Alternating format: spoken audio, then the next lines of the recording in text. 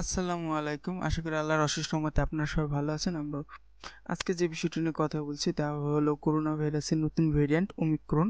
এর আগেও করোনা ভাইরাসের বেশ কিছু ভেরিয়েন্ট বা মিউটেশন পরিবর্তন করে নতুন বেশ কিছু নামে করোনা ভাইরাসের নতুন নতুন ভেরিয়েন্ট তৈরি হয়েছে। এর ভিতরে অন্যতম একটা ডেল্টা ভেরিয়েন্ট।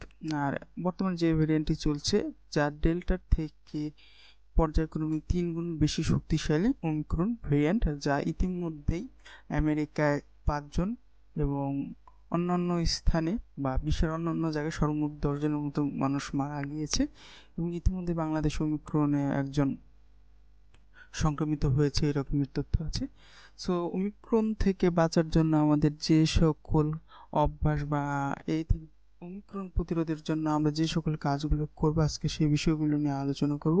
ওমিক্রন বলুন বা করোনা ভাইরাস বলুন, এই সকল ভাইরাস থেকে বাঁচার জন্য সর্বপ্রথম করণীয় বিষয়টি হলো পরিষ্কার পরিচ্ছন্নতা। পরিষ্কার পরিচ্ছন্নতা মানে আমরা সবসময় সাবান পানি দিয়ে হাত ধোবো বা হ্যান্ড স্যানিটাইজার ব্যবহার করব। দ্বিতীয়ত আমরা সবসময় ভিটামিন সি যুক্ত খাবারগুলো বেশি খাবো, বিশেষ করে লেবু, কমলা, আমলকি, টক জাতীয় ফলগুলো আমরা বেশি খাবো যাতে করে ভিটামিন সি বেশি পাওয়া যায়। আমরা সবাই চেষ্টা করব সুস্থ এবং যারা অসুস্থ আছে তারা সবাই চেষ্টা করব দৈনিক ৪৫ মিনিট হাঁটার এবং নিয়মিত শরীর চর্চা করার, যা আমাদের জন্য খুবই গুরুত্বপূর্ণ। সেই সাথে যেহেতু এটা শীতের সময়, তাই সাধারণভাবেই আবহাওয়া পরিবর্তনের কারণে আমাদের সবারই কম বেশি সর্দি কাশির একটা সমস্যা থাকে।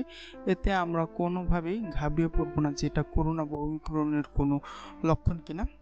তাহলে আমরা সবসময় নিজেকে সেফ জোনে রাখতে পারবো। আর যেহেতু সর্দি কাশি সময়, ঠান্ডার সময় সর্দি কাশিটা একটু বেশি লাগে, তাই আমরা এই সময় বিশেষভাবে নিজের দিকে একটু বেশি যত্নবান হব। সেই সাথে আমরা চেষ্টা করব যাতে অযথা বাইরে যে ঘোরাঘুরি এবং যেখানে বাজার, ট্রেন, বাস যেখানে লোকের ভিড় হয় সেই সকল এলাকা বা সেই সকল স্থান পরিত্যাগ করে দূরে থাকার জন্য, যাতে করে আমরা ভিড়গুলো এড়িয়ে চলবো।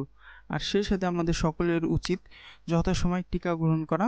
অলরেডি বাংলাদেশের 95% মানুষের জন্য টিকা চলে এসেছে। বর্তমানে স্টুডেন্টদেরও টিকা দেওয়া হচ্ছে।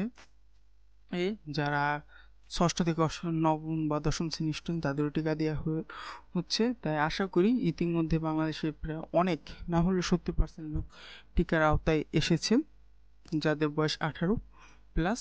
আর আপনারা সবাই খুব দ্রুত টিকা নিয়ে নেবেন এবং সামান্য সর্দি কাশি হলে ডাক্তারের কাছে যাওয়ার তেমন দরকার নেই, নিজে ঘরে সেই মেডিসিনগুলো কিনে খান। আর যদি দেখেন যে এতে খুব রোগ সারছে না, সামান্য সর্দি কাশির মতো হলেও পরবর্তীতে আপনি ওষুধ খাওয়ার পরে আপনার রোগ সারছে না, ঠিক তখন আপনি ডাক্তারের সাথে যোগাযোগ করতে পারেন।